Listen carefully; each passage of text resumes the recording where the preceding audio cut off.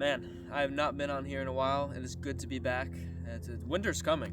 Winter's coming, guys. If you're a young man and you're focused on self-development, improving your relationships, advancing spiritually, and you want a brotherhood of young men behind you, helping you stay focused on your goals and helping you reach the next level, click the link in the description. The group is so affordable that it's almost free to join. But back to the video. Winter's coming.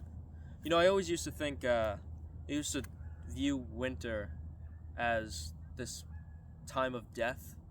I live in New Jersey, and the leaves are falling off the trees. They're almost all gone now, and it starts to get very cold and cruel. Seems like there's not as much nature around when you go and try and look at the animals and see what's going on out here. I've started to look at it a little bit differently now.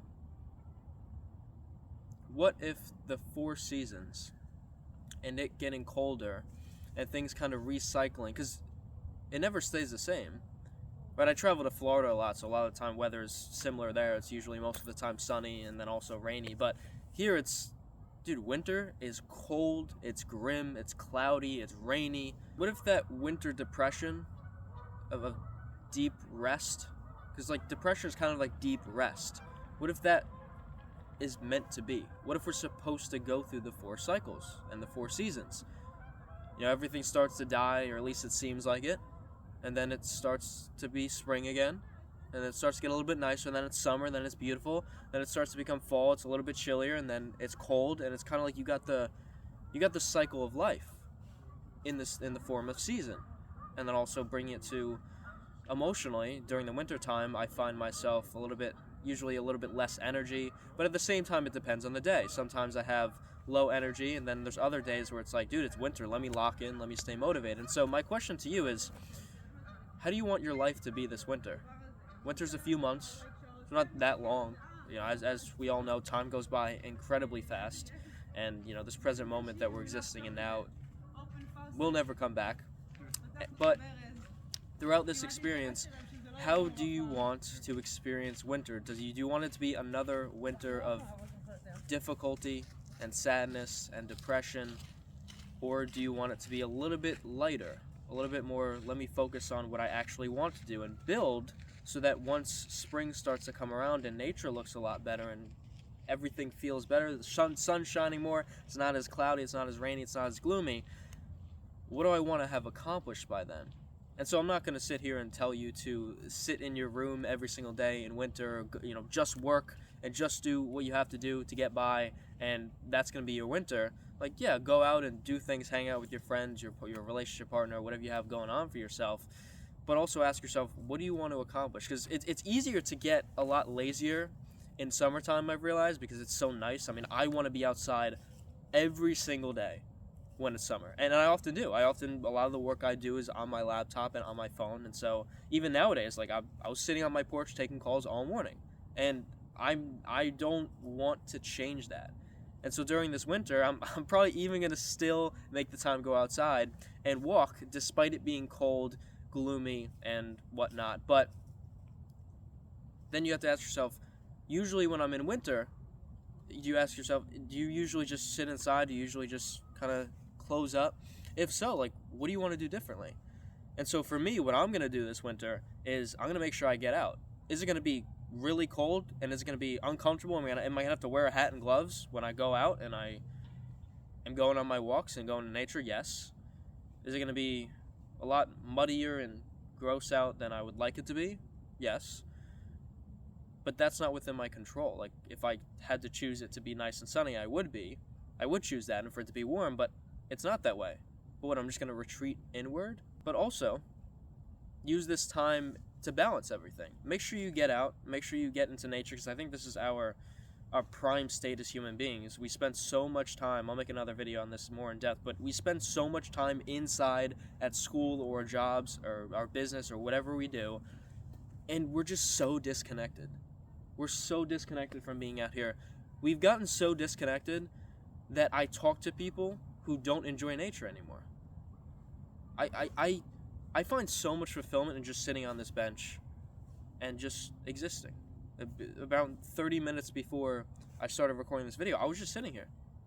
I talked to an old man, talked to him about life and about his experiences biking and running, and we talked about physical health a little bit. He's like 93. It was cool to connect with him, and I just sat here, and I had a pretty emotional day earlier, so I was just kind of reflecting, and I was just sitting here, and nature really helps me with that. And so this winter, I want to encourage you to get out despite it being a little bit uncomfortable, despite it being a little bit cold. I'm not a doctor, but the idea that you get sick just from being in the cold, unless it's like negative 15 degrees and like you're freezing to death, I don't think you're gonna get sick. In fact, I was just in Florida for a few months and I got sick like 3 times. It was beautiful weather. It's like, and I had viruses, so it was from other people obviously, but wasn't the weather. So make sure you get out, make sure you reconnect with your roots, which is nature. And you do that balance of getting out, but also I think winter is in part a time to retreat inward in the sense of doing the inner work, working on yourself. I think this can be a really great time when it's a cold night and nobody's out and the streets are dead and your city or your town or wherever you live in, it's like everyone seems to be isolating themselves, and you can stay inside a little bit yourself, but during that time, man, what do you want to work on?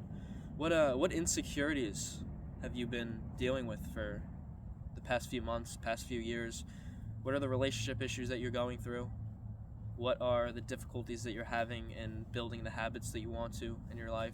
What are the difficulties you're having in advancing your career, and being more productive, eliminating procrastination? I think winter can be a really great time for us to, what a lot of people talk on YouTube is like, lock the fuck in, dude, do the shit. And it's like, yes,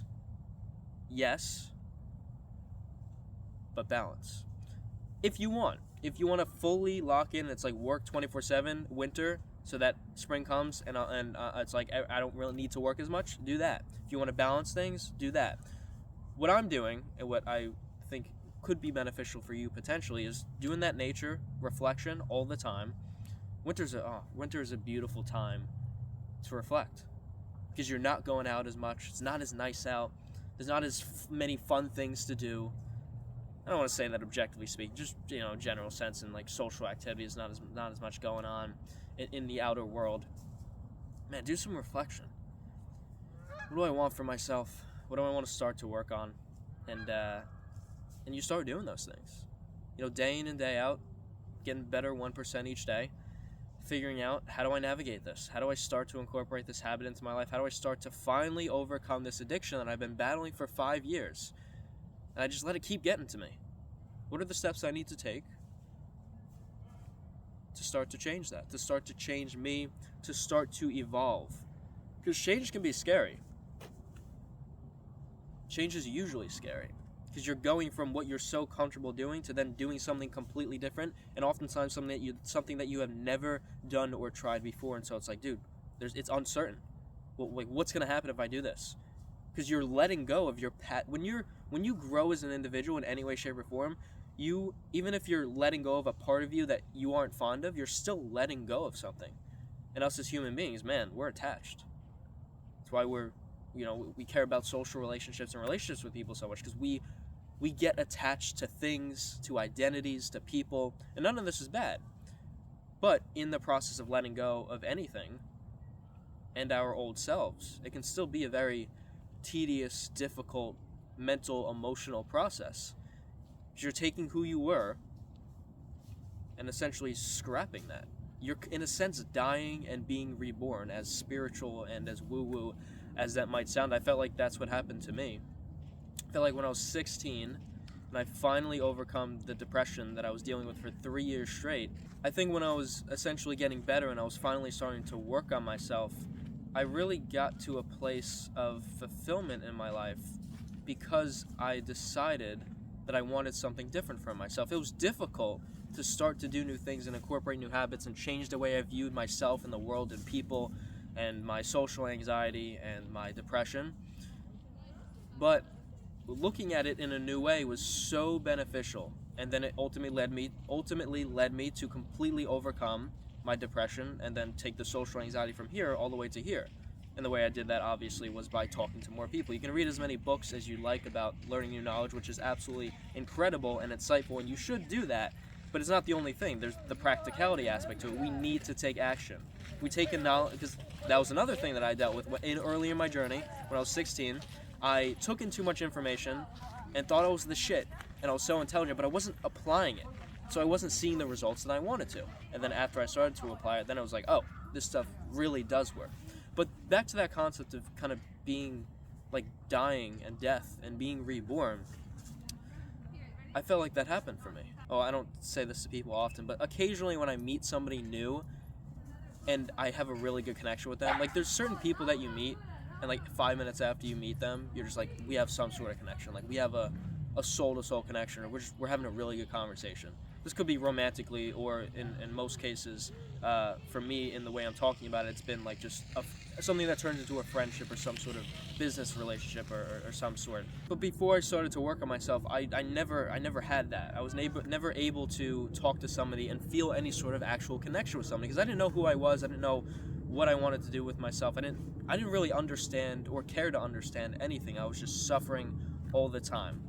And so when I started to discover different spiritual ideas and look into different religions and philosophy, I started to take upon this worldview and realize that things were not as small as I thought them to be.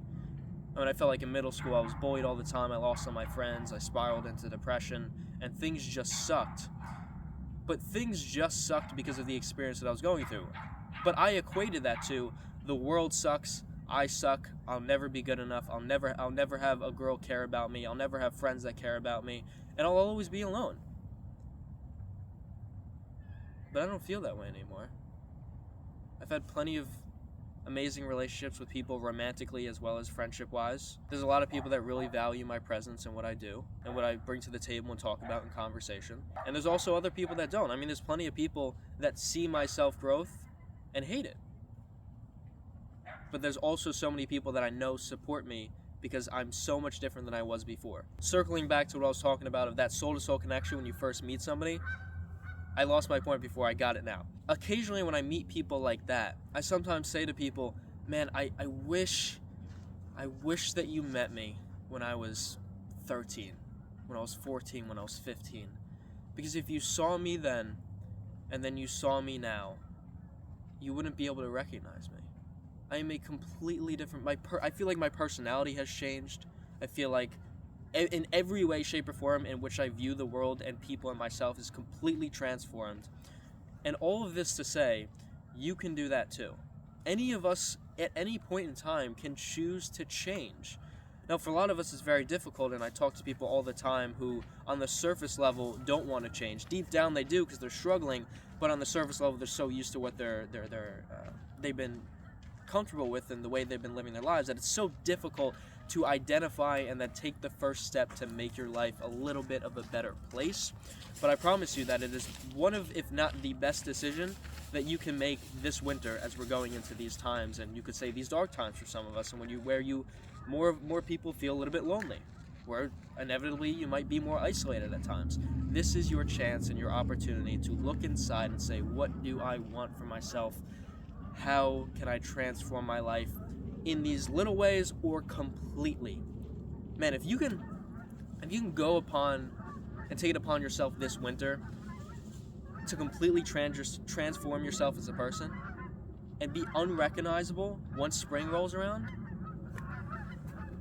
not only are the people around you going to respect you so much more, but man, you're going to be so much more confident in yourself. Your anxiety is going to start to flutter away like the birds that you might hear, all the geese. And you're going to be in a much better space. But that's if you use this time to do that. I mean, you could very well keep using winter to feel depressed and isolated and, oh my God, I need a girlfriend, or I need a boyfriend, and if I don't, it's like I'm so lonely and this and that, and it's like, that's another concept I'll get into another video of how it's like we can't be alone anymore. But winter is a great opportunity, if you're not in a relationship, to learn how to be alone. Probably when I was 18, 19, I think this was a pivotal time for me, and for the most part being alone during the winter time. And was it lonely? And were there times where I was like, dude, I wish I had a partner, I wish I had people to surround myself with? I mean, 100%. And so if you have those people, like, hold them close and spend time with them. But if you don't, you can use this time to, yes, go out and meet those people, but also to really learn about who you are and what you want out of this life and how you're going to plan on doing it. I hope this video was helpful. I'll see you guys soon.